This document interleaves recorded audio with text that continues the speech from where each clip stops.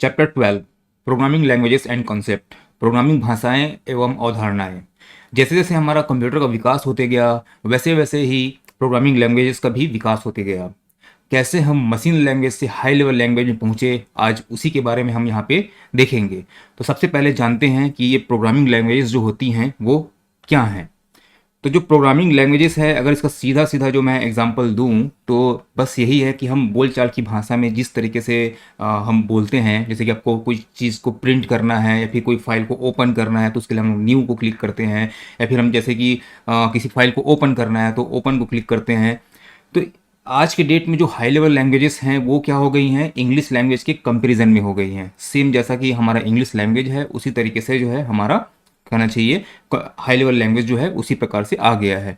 लेकिन पहले ऐसा नहीं था। पहले जो है जो मशीन लैंग्वेज है, मशीन लैंग्वेज यानी कि आपको पता है, मैं पहले कई बार ये बात को बताते आ चुका हूँ कि मशीन जो है क्या करता है, सिर्फ बाइनरी नंबर्स को क्या करता है, पहचानता है। जो बाइनरी लैंग्वेज है उसको बस वो रीड कर पाता है।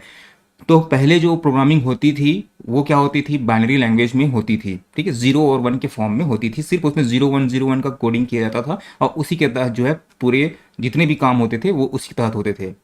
लेकिन धीरे धीरे क्या होते गया, विकास होते गया कंप्यूटर का भी और लैंग्वेजेस का भी विकास होते गया। तो किस प्रकार हुआ है वो देखते हैं। तो बात करते हैं कंप्यूटर प्रोग्रामिंग की। तो एक्चुअल में कंप्यूटर प्रोग्रामिंग है क्या। तो हमारे पास सपोज कोई भी प्रॉब्लम आता है, कोई भी समस्या आता है, तो उसको हम क्या करते हैं, उसको जो है हम शुरुआती तौर पे हम देखते हैं कि ये जो प्रॉब्लम है वो कैसे सॉल्व हो सकता है, ठीक है। उसके बाद जो है उसका जो है हम एल्गोरिथम बनाते हैं, फ्लो चार्ट बनाते हैं कि उसको स्टेप बाय स्टेप हम उसको कैसे सॉल्व कर सकते हैं। तो ये जो स्टेप बाय स्टेप जो हम स्टेटमेंट लिखते हैं कि कैसे इसको सॉल्व किया जाता है, तो इसी स्टेटमेंट को सीक्वेंशियल यानी कि आपका जो है क्रमबद्ध रूप में लिखना ही क्या है, एक प्रोग्रामिंग कहलाता है।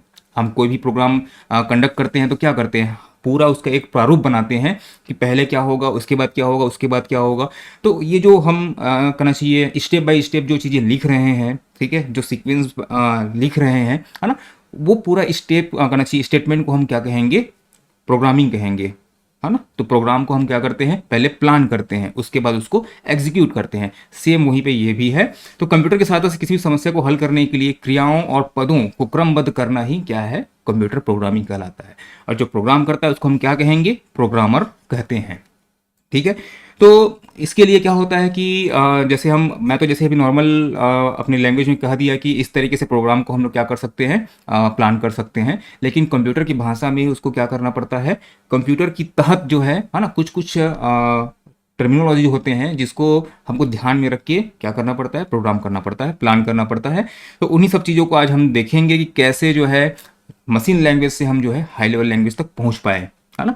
तो जिस तरीके से आपको यहाँ पे दिखाई दे रहा है, बस इसी तरीके से क्या होते हैं, एक स्टेटमेंट होता है, स्टेटमेंट का एक प्रारूप होता है कि उसको उसी के तहत ही लिखा जाता है। नहीं तो बहुत से एरर्स जो हैं हमको देखने को मिलते हैं।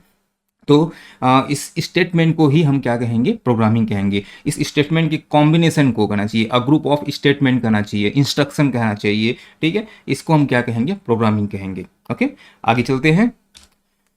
तो पहले ही बता चुका हूँ कि मशीन जो है, कंप्यूटर क्या है, एक मशीन है। और मशीन जो है हमारी सामान्य बोलचाल की भाषाओं को नहीं समझ पाता है। अगर हम यहाँ पे प्रिंट कमांड दे भी रहे हैं तो प्रिंट कमांड हम तो दे देते हैं अपने अपने तौर पे, ठीक है, क्योंकि वो जो प्रिंट लिखा हुआ है वो क्या है, वो कहना चाहिए सामान्य जो मनुष्य है उसके समझने के लिए है। लेकिन मशीन के समझने के लिए वो प्रिंट कमांड नहीं है। प्रिंट कमांड के अंदर जो है कोडिंग हुआ है जो कि 0 और 1 के फॉर्म में हुआ है। जैसे हम प्रिंट कमांड को दबाते हैं तो वो क्या करता है, हम तो यहाँ पे प्रिंट कमांड दबा दिए, लेकिन कंप्यूटर जो है क्या करता है, उसको ट्रांसलेट करता है बाइनरी लैंग्वेज में और उस पर्टिकुलर प्रिंट कमांड में जो कोड लिखा रहता है, ठीक है, उसको रीड करता है और हमको आउटपुट देता है। आगे समझ में। तो एक्चुअल में जो है ना, जो भी हम क्या करते हैं कंप्यूटर की भाषा में जो है प्रोग्राम लिखते हैं उसी को हम लोग कहना चाहिए प्रोग्रामिंग भाषाएं कहते हैं। इसका जो लिखने का तरीका, जैसे कि हम इंग्लिश में लिखते हैं तो प्रीपोजिशन जो है किस तरीके से आएगा, कहाँ पे हमको फुल स्टॉप लगाना है, कहाँ पे हमको क्वेश्चन मार्क लगाना है। हिंदी में हम जो करना चाहिए जो भी लिखते हैं उसका भी एक अलग व्याकरण होता है ना। तो किसमें कहाँ पे कौन सा शब्द आएगा, कहाँ पे क्रिया आएगी, कहाँ पे जो है हमारा ऑब्जेक्ट आएगा, कहाँ पे हमारा जो सब्जेक्ट आएगा, इस तरीके से जो है हम क्या करते हैं, पूरा प्रॉपर सेट करते हैं, ठीक है। जैसे कि अगर मैं हिंदी में बोलूँ तो राम ने रावण को मारा, ठीक है।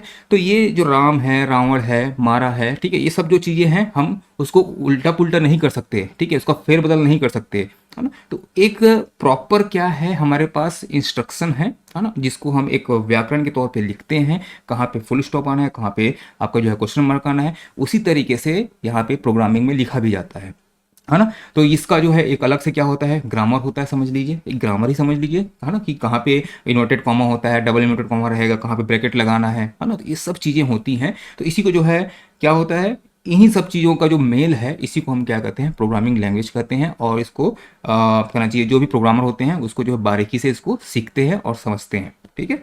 चलिए, तो आपके सामने जो यहाँ पे दिखाई दे रहा है, ये सारे के सारे क्या हैं, लैंग्वेजेस हैं, ठीक है। एल्गोल हो गया, असेंबली हो गया, सी प्लस प्लस हो गया, सी हो गया, जावा हो गया, पीएचपी हो गया, स्क्रिप्ट हो गया, ठीक है, लिप्स हो गया, वीबी हो गया, विजुअल बेसिक हो गया, है ना। तो ये सारे के सारे क्या हैं, प्रोग्रामिंग लैंग्वेजेस हैं, किसी न किसी जनरेशन में ये क्या है, इनका यूज़ हुआ है। ओके, तो चलिए आगे बढ़ते हैं। तो सबसे पहले हम देखेंगे प्रोग्रामिंग लैंग्वेजेस। तो प्रोग्रामिंग लैंग्वेजेस को तीन भागों में बांटा गया है, तीन जनरेशन्स में बांटा गया है, समझ लीजिए, है ना। तो पहला तीन जनरेशन्स में नहीं, तीन भागों में बांटा गया है। पहला हो गया हमारा हाई लेवल लैंग्वेज, ठीक है, सॉरी, पहला हो गया हमारा लो लेवल लैंग्वेज, दूसरा हो गया हमारा मीडियम लेवल लैंग्वेज, और तीसरा हो गया हमारा हाई लेवल लैंग्वेज, ठीक है। तो low level language, medium level language और हाई लेवल लैंग्वेज।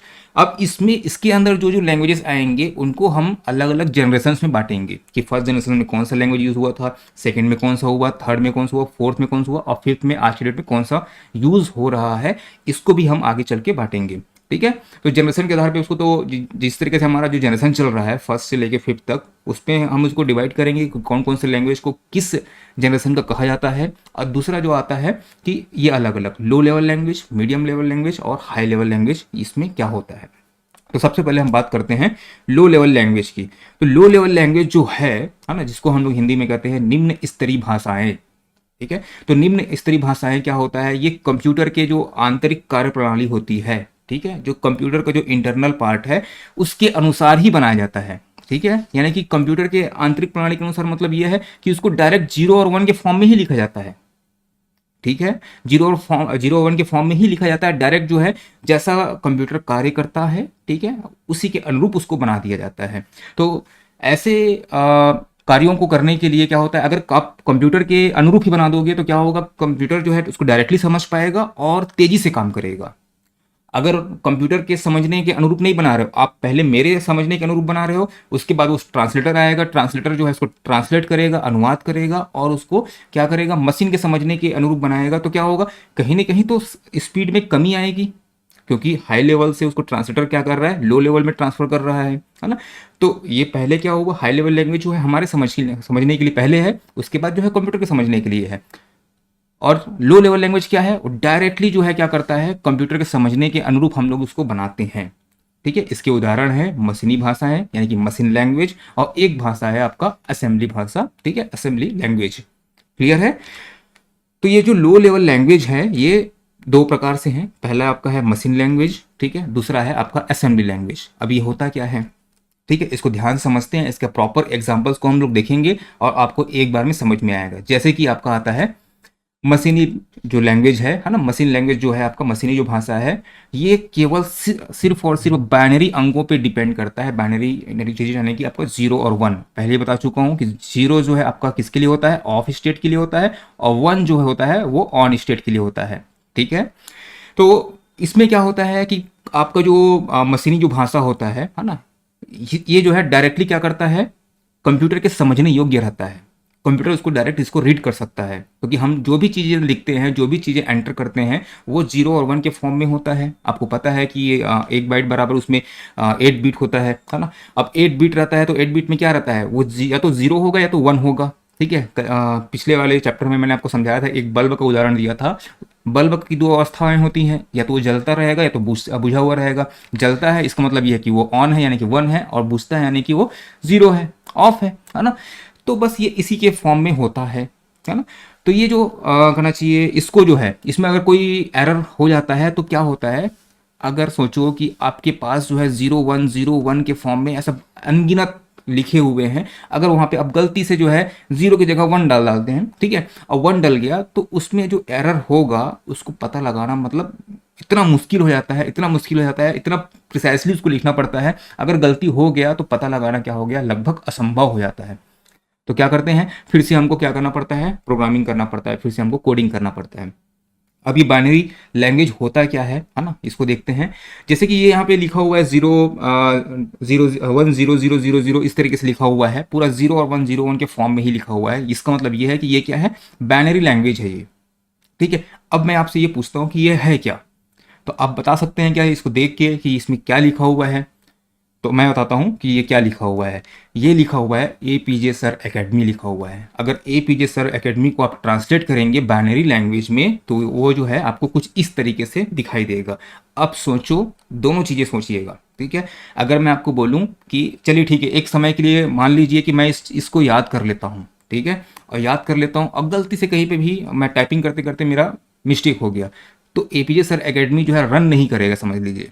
ठीक है, वो दिखाएगा ही नहीं कि क्या लिखा हुआ है, स्पेलिंग मिस्टेक हो जाएगा कहीं ना कहीं से। ठीक है, आई का जो है ए हो जाएगा, फिर कुछ और हो जाएगा। तो बात यहाँ पे ये है कि ये बहुत टफ है मशीन लैंग्वेज में प्रोग्रामिंग करना, मशीन लैंग्वेज में लिखना जो है, उसको याद रखे रहना, ये बहुत मुश्किल काम है ना। और ये जो है हमारा नॉर्मल इंग्लिश लैंग्वेज है, तो ये नॉर्मल जो इंग्लिश लैंग्वेज है इसको याद करना हमारे लिए आसान है क्योंकि हम इसके यूज टू हैं, है ना। तो APJ सर एकेडमी जो है लिखने के लिए हमको इतना सारा याद करना पड़ता है। तो सोचिए, एक पूरा प्रोग्राम बनाने के लिए, ठीक है, एक आपका पूरा सॉफ्टवेयर बनाने के लिए, है ना, कितना सारा याद रखना पड़ेगा, कितना सारा चीज़ लिखना पड़ेगा। ठीक है, जैसे कि और एग्जांपल देखते हैं, जैसे यहाँ पे नंबर लिखा हुआ है, ठीक है, 111 001, फिर आगे करके ऐसे लिखा हुआ है। ये क्या है, क्या लिखा हुआ है एक्चुअल में। तो दिमाग काम करना बंद कर दिया होगा कि क्या लिखा हुआ, समझ में ही नहीं आ रहा, बस बाइनरी फॉर्म में लिखा हुआ है ना। तो ये लिखा हुआ है, मेरा मोबाइल नंबर लिखा हुआ है 9200717007, ये नंबर लिखा हुआ है। तो सोचो कि एक मोबाइल नंबर लिखने के लिए, ये आपका 10 डिजिट का मोबाइल नंबर है, उसको लिखने के लिए यहाँ पे आपको कुछ इस तरीके से याद करना पड़ेगा, इतने सारे डिजिट याद रखने पड़ेंगे। तो ये क्या था, उसके लैकिंग से इसमें जो है कमियां थी कि इतना बड़ा होता था और इसको समझना मुश्किल होता था।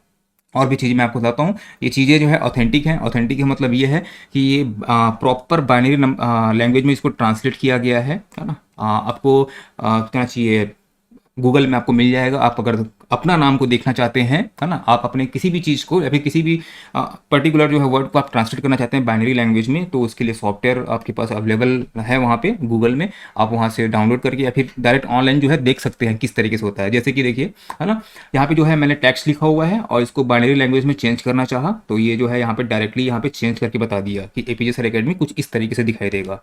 ठीक है, मेरा मोबाइल नंबर कुछ इस तरीके से दिखाई देगा। ठीक है, जैसे कि आपका ये ए है, अब पर्टिकुलर ए को देखिए, अगर आप जैसे कि कीबोर्ड में ए टाइप करते हैं तो ध्यान में रखिएगा कंप्यूटर उसको कुछ इस तरीके से क्या करता है, कन्वर्ट करता है। ठीक है, 1 0 0 0 0 1 ये समझता है वो। ठीक है, तो इसको याद रखना तो पॉसिबल नहीं है हमारे लिए। ठीक है, हम ए तो टाइप कर लेते हैं, हमको लगता है कि ए जो है हमको कंप्यूटर जो है लिख के दिखा रहा है, लेकिन क्या होता है, जैसे हम ए को टाइप करते हैं तो कीबोर्ड से वो जैसे हम प्रेस करते हैं, उस इंप्रेशन को भेजता है CPU के पास। CPU जो है उसको क्या करता है, वहाँ पे ट्रांसलेट करता है उसको 0 और 1 के फॉर्म में, यानी कि बाइनरी लैंग्वेज में, और इसको वो समझता है। और वापस हमको देखना रहता है, देखना रहता है मतलब जैसे हम लोग प्रेस करते हैं तो क्या होता है कि आउटपुट में हमको ए दिखाई देता है। तो क्या होता है, ये बीच का जो प्रोसेस है ना वो होके आ जाता है, उस फ्रैक्शन ऑफ सेकेंड में वो चीज़ें होके आ जाती हैं। ठीक है, चेंज होता है, चेंज होने के बाद कंप्यूटर समझता है, कंप्यूटर जो है समझने के बाद क्या करता है, फिर से उसको जो है मनुष्य के समझने योग्य, ठीक है, मानव समझने योग्य वो बनाता है और हमको वापस ए दिखाता है। क्लियर हुआ। तो ये सारे प्रोसेस जो है उसमें होते हैं। ठीक है, जैसे कि अगर 1 लिखना है तो ये जो है 1 का कोड है।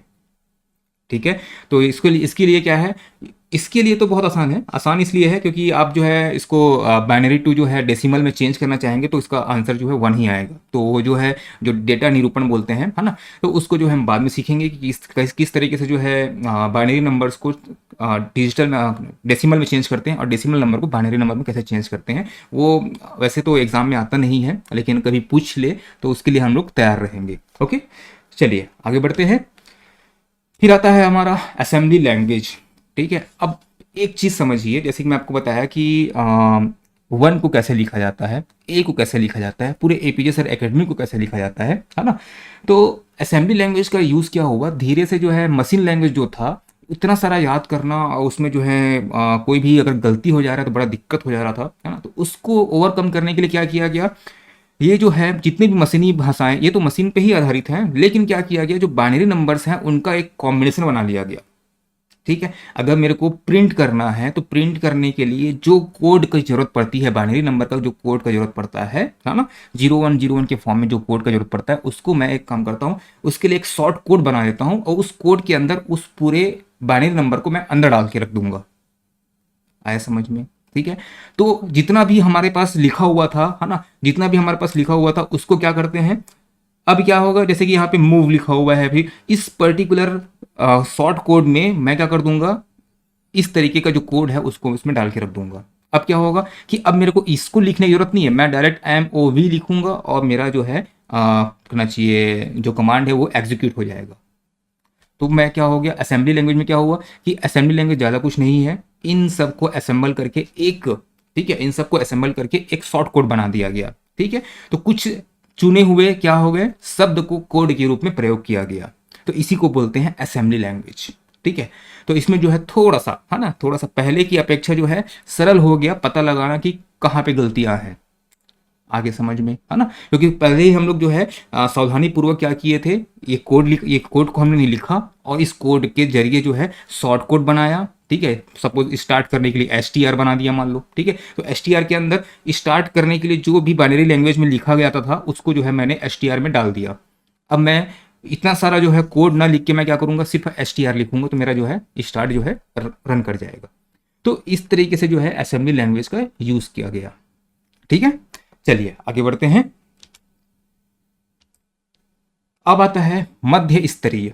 ठीक है, अभी हमने देखा, क्या देखा, लो लेवल लैंग्वेज, जिसमें दो लैंग्वेज आते हैं, कौन कौन से, मशीनी लैंग्वेज, ठीक है, और दूसरा आता है असेंबली लैंग्वेज। अब हम देखेंगे मीडियम लेवल लैंग्वेज, यानी कि मध्य स्तरीय भाषाएं। तो मध्य स्तरीय भाषा यानी कि क्या हो जाएगा, ऐसा भाषा जिसमें आपका जो है लो लेवल लैंग्वेज और हाई लेवल लैंग्वेज दोनों के क्या हैं, प्रॉपर्टीज हो, दोनों के गुण जो हैं उसमें मिले। तो इसके लिए जो है आप ध्यान रखिएगा, निम्न स्तरीय और उच्च स्तरीय भाषाओं का जो है एक कॉम्बिनेशन, एक ब्रिज का काम करेगा कि इसमें दोनों गुण रहेंगे। ठीक है, तो उसके लिए जो है एक भाषा है, कौन सी, सी। ठीक है, आपने कई बार सुना होगा सी लैंग्वेज, है ना। तो सी लैंग्वेज जो है एक क्या है, एक मीडियम लेवल लैंग्वेज है, जो कि आपका जो है थर्ड जनरेशन में इसका यूज़ हुआ था, यूज़ करना स्टार्ट हुआ, और डेनिस रिची नाम के जो बंदे ने क्या किया था, इसका आविष्कार किया था कहना चाहिए, है ना, या फिर इस लैंग्वेज को ईजाद किया। ओके, तो ये जो सी लैंग्वेज है ना, कुछ इस तरीके से आपको दिखाई देता है। इसमें आपको दोनों गुण दिखाई देंगे। ठीक है, यहाँ पे INT लिखा हुआ है ना। अब इंटीजर है तो उसके लिए INT लिख दिया, यानी कि इसमें आपको, अगर आप देखेंगे इंटीजर लिखा रहता तो वो तो हाई लेवल लैंग्वेज समझ लीजिए कि हम जो यूज़ करते हैं, है ना, भाषा उसी तरीके से हो गया। लेकिन INT लिख दिया, शॉर्ट कोड लिख दिया, यानी कि वो असेंबली लैंग्वेज का यूज़ कर रहा है वहाँ पे। ठीक है, तो असेंबली लैंग्वेज को यूज़ कर रहा है, तो असेंबली लैंग्वेज क्या हो गया, लो लेवल लैंग्वेज हो गया। उसके बाद आप देखेंगे प्रिंट लिखा हुआ है, तो प्रिंट तो आज की डेट में हमारे लिए यूज़ हो रहा है हाई लेवल लैंग्वेज में, तो हाई लेवल लैंग्वेज को डायरेक्ट लिख दिया है यहाँ पे। दोनों का गुण इसमें आपको दिखाई देने को मिलेगा, किसमें, सी लैंग्वेज में। तो सी लैंग्वेज काफ़ी इंपॉर्टेंट लैंग्वेज है ना, और इसको जो है हम लोग किस में रखते हैं, मीडियम लेवल लैंग्वेज में रखते हैं। क्लियर हो गया? चलिए, तो ये जो है सी प्रोग्रामिंग, है ना, सी लैंग्वेज से ही क्या होता है, सी प्रोग्रामिंग जो है होता है। अब बात करेंगे हम हाई लेवल लैंग्वेज की। तो हाई लेवल लैंग्वेज क्या होता है और इससे क्या क्या बेनिफिट्स जो है आने वाले समय में हमको जो है हुआ, है ना।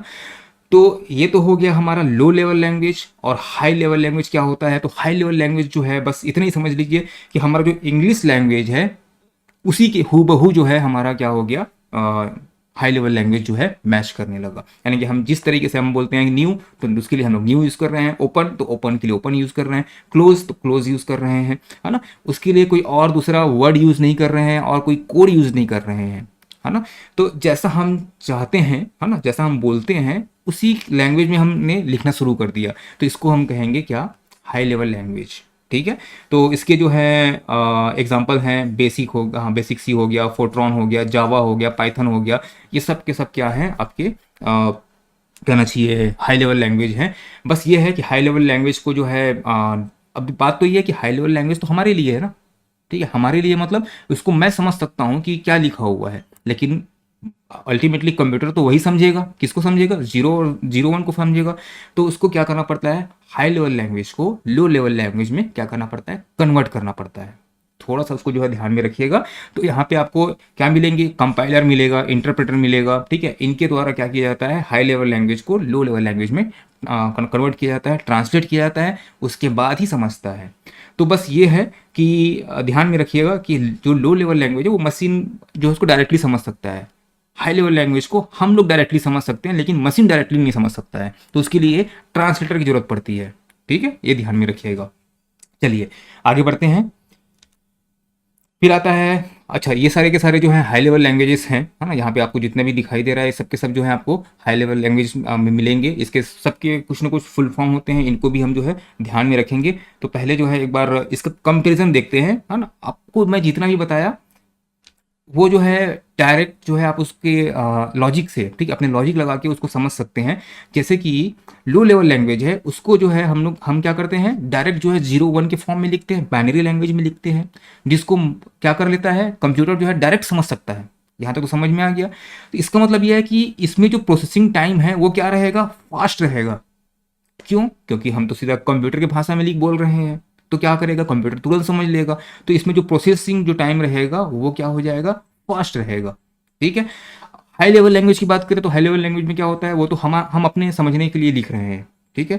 उसको क्या करना पड़ता है, ट्रांसलेट करना पड़ता है, ठीक है। कंपाइलर या फिर इंटरप्रेटर के द्वारा क्या करते हैं, हम लोग उसको ट्रांसलेट करते हैं। ट्रांसलेट करने के बाद उसको किस में कन्वर्ट करते हैं, बाइनरी नंबर में कन्वर्ट करते हैं, तब जाके वो समझता है। इसलिए इसमें जो है प्रोसेसिंग टाइम क्या होगा, स्लो होगा, धीरे होगा, ठीक है। इसमें जो भी प्रोसेस होगा वो धीरे होगा, है ना। लेकिन बाइनरी लो लेवल लैंग्वेज में क्या होगा, फास्ट होगा। इसको आप लोग थोड़ा ध्यान में रखिएगा कि कौन सा लैंग्वेज है जो कंप्यूटर के लिए फास्ट है, कंप्यूटर प्रोसेसिंग के लिए फास्ट होगा। तो इसको ध्यान में रखना, लो लेवल लैंग्वेज है ना, ठीक है। आप कंपैरिजन रखिएगा, ठीक है। सबसे पहले जो ज़्यादा अच्छा कौन सा होगा, मशीन लैंग्वेज होगा। उससे जो है करना चाहिए थोड़ा सा डिले किस में करेगा, वो असेंबली लैंग्वेज में करेगा। उसके ज़्यादा डिले किस में करेगा, सी में करेगा। उससे ज़्यादा डिले किस में करेगा, हाई लेवल लैंग्वेज में करेगा, है ना। तो थोड़ा सा ध्यान में रखिएगा, एक सीक्वेंस को ध्यान में रखिएगा, किसको पहले समझ सकता है। जो मशीन लैंग्वेज के पास होगा उसको वो पहले समझेगा। तो मशीन लैंग्वेज के सबसे पास कौन है, असेंबली लैंग्वेज है, ठीक है। तो इसको जो है ध्यान में रखिएगा। चलिए आगे बढ़ते हैं। तो ये सब के सब जो है हाई लेवल लैंग्वेजेस हैं, चाहे जावा हो, ठीक है, चाहे पीएचपी हो, चाहे पाइथन हो, है ना, चाहे कोबोल हो, है ना। मतलब ये जितने जो हैं आपको दिखाई दे रहे हैं सब के सब जो हैं हाई लेवल लैंग्वेजेस हैं, है ना। सारे के सारे जो हैं प्रोग्रामिंग लैंग्वेजेस हैं। इसको जो है आप लोग जो है ध्यान में रखिएगा, ओके। चलिए आगे बढ़ते हैं। तो ये बात यह है कि इतने सारे लैंग्वेज जो है आज की डेट में निकल चुके हैं, अलग अलग सॉफ्टवेयर्स आ चुके हैं जो क्या करते हैं, प्रोग्रामिंग करने के लिए हमारी मदद करते हैं। तो बहुत सारे हैं, तो जो पॉपुलर हैं उनको आप याद रखिएगा। जैसे कि आपका वेब डिज़ाइनिंग हो गया, गेमिंग के लिए हो गया, तो उसके लिए जावा का यूज़ करते हैं, ठीक है। HTML है तो वेब ब्राउज़र, मतलब आपका जो है वेब पेज बनाने के लिए HTML का यूज़ करते हैं, है ना। तो इस सब चीज़ों को आपको थोड़ा ध्यान रखना पड़ेगा, ओके। चलिए आगे बढ़ते हैं। यहाँ पे आपको एक टेबल के फॉर्म में आपको दिखा दिया गया है ना। तो यहाँ पे जैसे कि आपका फोर्ट्रॉन है, ठीक है। फोर्ट्रॉन यानी कि आपका फार्मूला ट्रांसलेशन है। तो ये फार्मूला ट्रांसलेशन के यूज़ के लिए इस लैंग्वेज का जो है इस्तेमाल किया गया था, ठीक है। इसको ईजाद किया गया था। एल्गोल है तो आपका एल्गोरिथमिक लैंग्वेज है, ठीक है। लिप्स यानी कि लिस्ट प्रोसेसिंग के लिए है। कोबोल है तो कॉमन बिजनेस ओरिएंटेड लैंग्वेज था, यानी कि ये बिजनेस के लिए इसका इस पर्टिकुलर लैंग्वेज का जो है आविष्कार हुआ था, ठीक है। बेसिक इसका फुल फॉर्म भी पूछता है, beginner all purpose symbolic instruction code. ये इसका क्या है, आपका बिजनेस बेसिक का फुल फॉर्म है, ठीक है। तो ये सब जो है शिक्षण कार्य के लिए हुआ था। पास्कल हो गया, तो ये भी है ना, पास्कल को पूछता है। पास्कल काफ़ी इंपॉर्टेंट है, लैंग्वेज है, तो इसको ध्यान में रखना। निकोलस वर्थ, ठीक है। तो इसने जो है क्या किया था, उसका आविष्कार किया था। सी, जैसे कि मैं बताया कि सी काफ़ी पॉपुलर है, काफ़ी इंपॉर्टेंट है। इसका आविष्कार किसने किया था, तो डेनिस रीसी ने किया था। थोड़ा सा इसको जो है आप लोगों को इन चीज़ों को ध्यान में रखना है कि किस लैंग्वेज का किसने आविष्कार किया, थोड़ा बहुत जो पॉपुलर है उसका।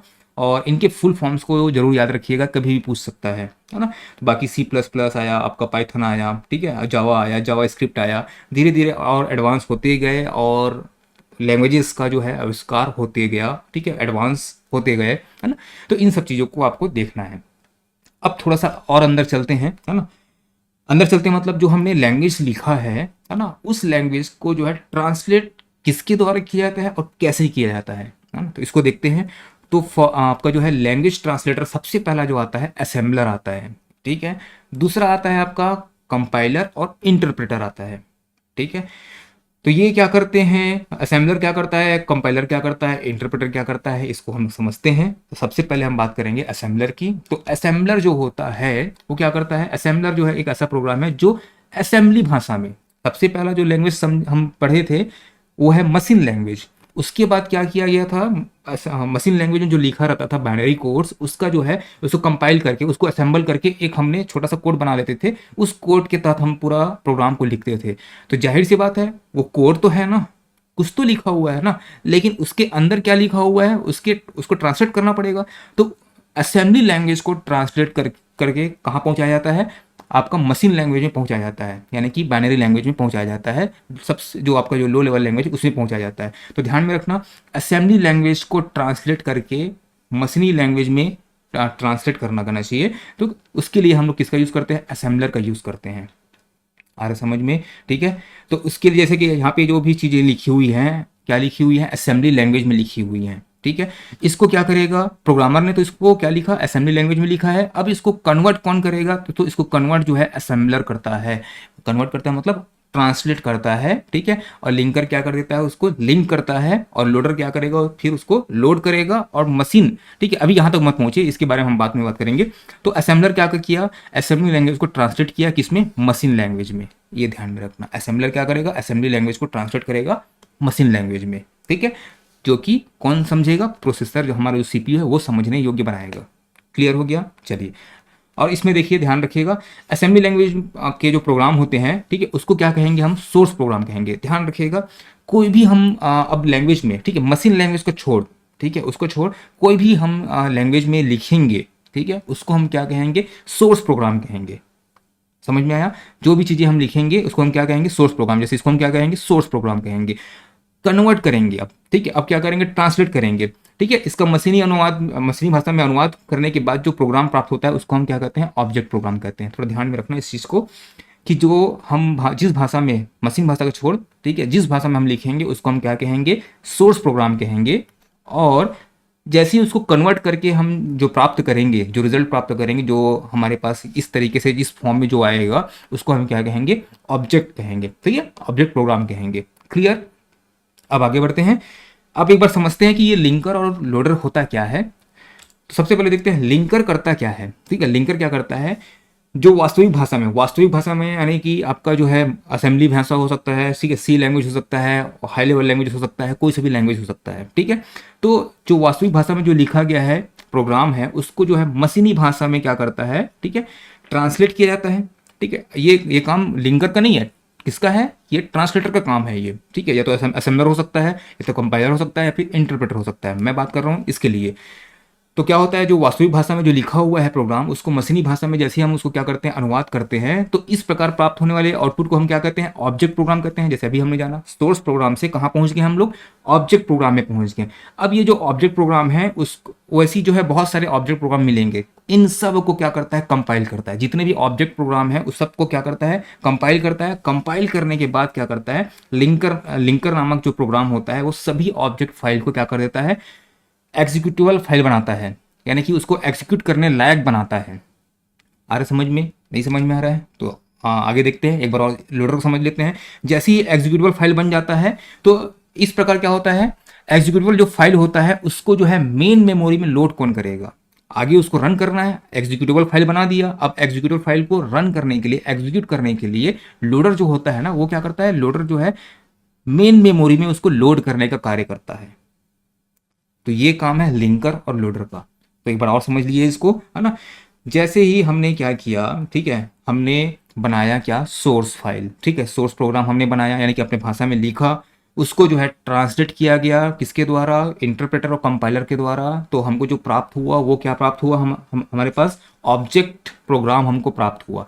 ऑब्जेक्ट प्रोग्राम को क्या करता है, उसको सबका पूरा कलेक्शन करता है, जितने भी ट्रांसलेट हुए रहेंगे उसको, और उसको जो है लिंकर द्वारा क्या किया जाता है, कंपाइल किया जाता है। और कंपाइल करने के बाद उसको एग्जीक्यूटेबल बनाया जाता है, ठीक है, एग्जीक्यूट हो जाए, ठीक है, रन करने लायक बनाता है। और इस फाइल को, ठीक है, लोडर द्वारा क्या किया जाता है, आगे जो है मेन मेमोरी में लोड कर दिया जाता है कि अब तुम चलोगे भाई, ठीक है। अब तुमको क्या करना है, रन करना है, आगे एग्जीक्यूट होना है, उसके लिए किया जाता है। तो लिंकर एक लोडर को जो है थोड़ा ध्यान में रखिएगा, है ना। सिंपल सी बात है ना। जो चीज़ें मैं अभी पहले बताया बस वही चीज़ें यहाँ पे आपको एक करना चाहिए, फ्लो चार्ट के माध्यम से मैं यहाँ पे बता रहा हूँ, है ना। तो फ्लो चार्ट क्या होता है ये भी जानना है ना। एल्गोरिथम क्या होता है ये भी जानना है, ठीक है। तो यहाँ पे देखिए सोर्स कोड है, यानी कि सोर्स कोड यानी कि मैंने हाई लेवल लैंग्वेज में लिखा होगा, ठीक है, या फिर मैंने कहना चाहिए असेंबली लैंग्वेज में लिखा होगा। इसको जो है कंपाइलर, है ना, इंटरप्रेटर, ठीक है, या फिर असेंबलर द्वारा क्या किया जाता है, ऑब्जेक्ट कोड में चेंज किया जाता है, ऑब्जेक्ट प्रोग्राम में चेंज किया जाता है, ठीक है, ट्रांसलेट करते हैं तो जो उसको बोलते हैं। अब ये ऑब्जेक्ट प्रोग्राम हो गया, है ना, और भी कोई एडिशनल फाइल होंगे, ठीक है, उसको जो है कंपाइल करता है लिंकर जो है, और उसको जो है एग्जीक्यूटेबल फाइल में चेंज कर देता है। जैसे ही एग्जीक्यूटेबल फाइल में चेंज होता है, उसको जो है लोडर क्या करता है, आगे जो है मेन मेमोरी में उसको डाल देता है कि अब जो है आपको क्या करना है, एक्सेस करना है, रन करना है। क्लियर हो गया। मेन मेमोरी यानी कि वही है आपका, ठीक है, रैम रोम, है ना। तो उसमें क्या होता है हमारा, वहीं पे जो है क्या होता है, रन होता है, वहीं पे हमारा एक्सेस होता है। तो ये लिंकर और लोडर का काम है ना। छोटा सा बस है, और डिफरेंस आपको समझ में आ गया होगा। अब बात करेंगे हम लोग कंपाइलर की।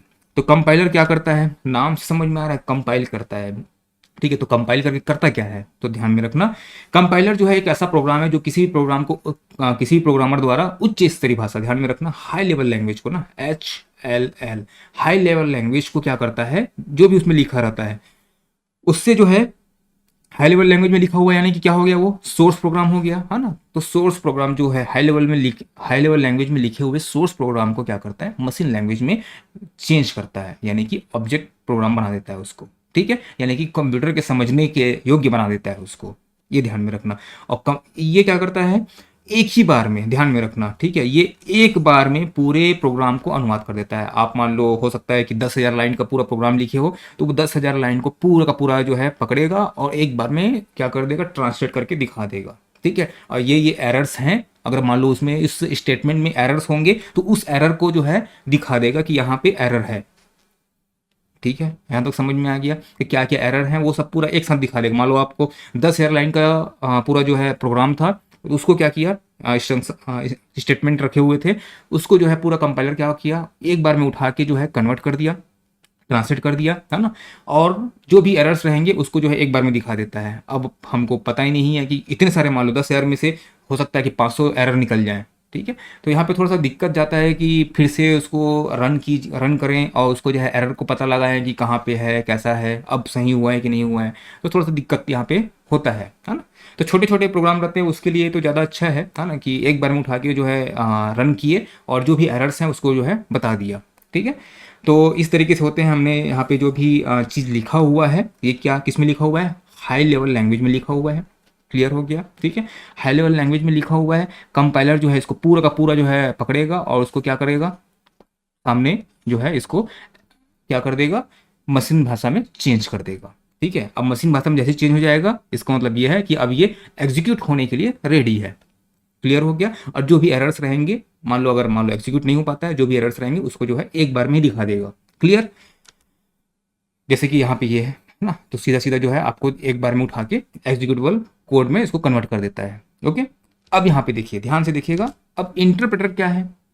तो इंटरप्रेटर भी क्या करता है, हाई लेवल लैंग्वेज को क्या करता है, हाई लेवल लैंग्वेज को किसमें, ये हो गया आपका सोर्स कोड, यानी कि आपका जो हो गया हाई लेवल लैंग्वेज है, ठीक है। और उसके बाद जो है सीधा हमको जो है लो लेवल लैंग्वेज में कन्वर्ट करके सीधा हमको आउटपुट दे देता है, ठीक है। ध्यान में रखना, कोई भी क्या करता है, जो भी आपका जो उच्च स्तरीय भाषा में लिखा हुआ रहता है, ठीक है, उसके जो सोर्स प्रोग्राम को क्या करता है, मशीनी भाषा में अनुवाद करता है। सबका काम यही है, मशीनी भाषा में अनुवाद करना ही है। मशीनी भाषा में ही अनुवाद किया जाएगा क्योंकि कंप्यूटर सिर्फ उसी को समझता है, ठीक है। अब इंटरप्रेटर का यूज क्यों करते हैं, कंपाइलर तो था पहले से ही, तो इंटरप्रेटर क्या करेगा बीच में आके, तो कंपाइलर क्या करता था, एक बार में पूरा फाइल को पकड़ता था और उसको ट्रांसलेट कर देता था, और जितने भी एरर्स होते थे उनको एक बार में दिखाता था। तो बात यह है ना कि 10,000 लाइन का आप जो है प्रोग्राम लिखे हुए हो, ठीक है, कोड लिखे हुए हो, उसका जो है एक बार में पकड़ के जो है वो चेंज कर दे रहा है और एरर को दिखा दे रहा है, 500 एरर है मान लो, ठीक है। तो दिमाग तो ऐसे ही खराब हो जाएगा, ठीक है। तो बेटर क्या था कि एक काम करते हैं, लाइन बाय लाइन, ठीक है, इंटरप्रेटर क्या करता है, ये जो है उसको लाइन बाय लाइन जो है उसको ट्रांसलेट करता है। सबसे इंपॉर्टेंट चीज़ है इसमें ये है कि ये लाइन बाय लाइन, ठीक है, 10,000 लाइन को एक बार में नहीं करता है। ये क्या करेगा, पहले लाइन को चेक करेगा, ये ओके है तो क्या हो जाएगा, आगे बढ़ेगा। अब फिर देखेगा सेकेंड लाइन में, देखेगा ये ओके है तो ये आगे बढ़ जाएगा। सपोज तीसरे लाइन में क्या मिला हमको, एरर मिला, तो वो तुरंत वहीं पर रुक जाएगा और क्या करेगा, एरर दिखाएगा, ठीक है। कोई से भी एरर होगा, है ना, सिमेंटिक एरर होगा, सिंटैक्स एरर होगा, जो भी एरर होते हैं उस सारे एरर को दिखाता है वहाँ पे, और उसको हम क्या करेंगे, यहीं पे सुधार देंगे। जैसे सुधारेंगे तो क्या हो जाएगा, ये ओके हो जाएगा, फिर आगे रन करेगा।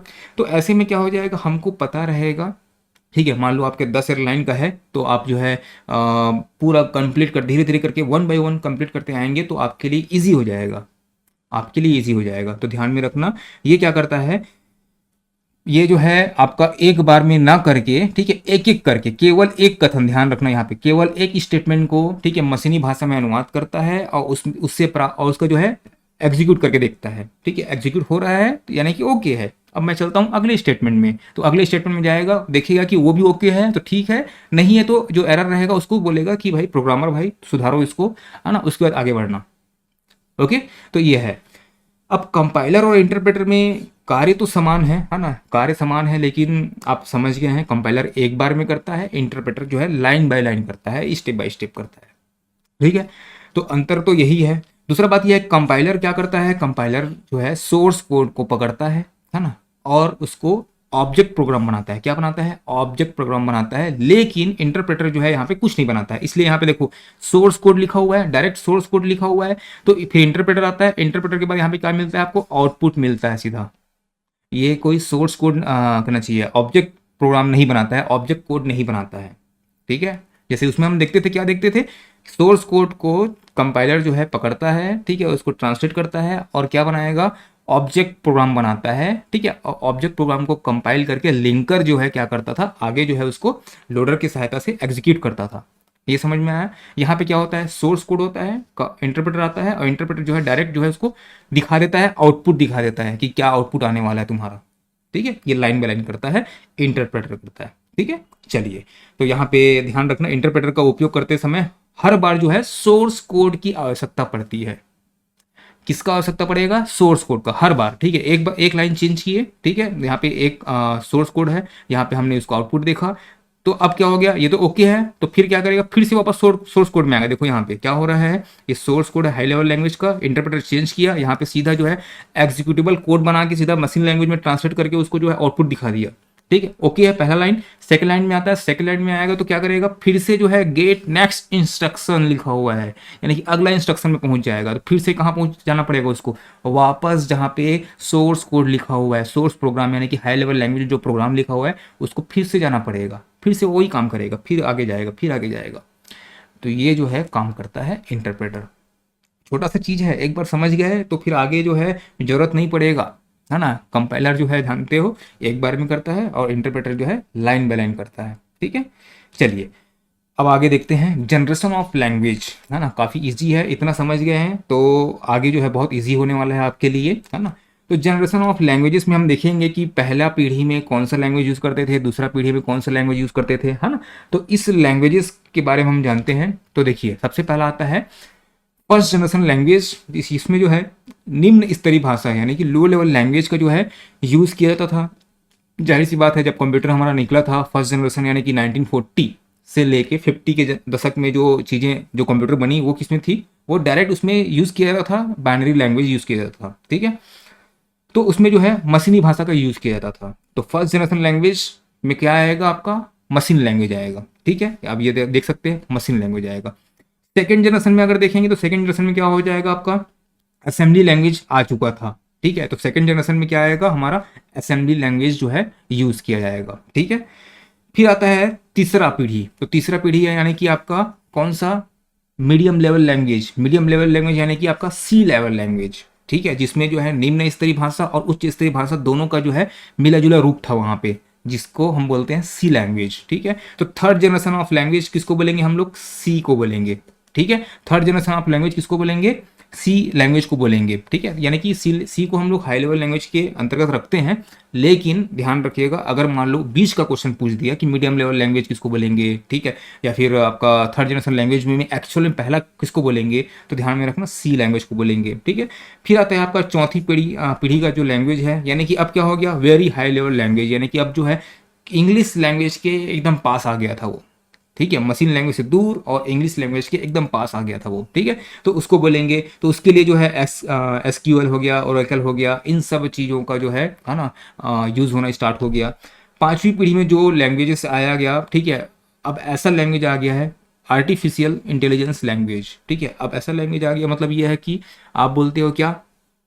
हे सीरी बोलते हो, ठीक है, हे गूगल बोलते हो, ठीक है, बोल के क्या करते हो? एलेक्सा बोलते हो। आप जो बोल रहे हो, ठीक है, उसका जो है क्या कर रहा है? उसी इंस्ट्रक्शन को डायरेक्टली समझ रहा है, उसी इंस्ट्रक्शन को डायरेक्टली समझ रहा है, ठीक है। आपने बोला कि भाई गाना चलाओ, तो गाना चला रहा है, ठीक है। बोलेगा कि लाइट ऑफ कर दो, तो लाइट ऑफ कर दे रहा है, ठीक है। लाइट को डिम कर दो बोलो, तो लाइट को डिम कर दे रहा है, ठीक है। जो भी चीज़ें आप बोल रहे हो उसको डायरेक्टली समझ रहा है। कौन समझ रहा है? मशीन ही समझ रहा है, ठीक है। लेकिन बात वही है कि हम जो बोल रहे हैं वो आर्टिफिशियल इंटेलिजेंस लैंग्वेज में बोल रहे हैं, यानी कि हम जैसा बोलते हैं बस उसी को बोल रहे हैं।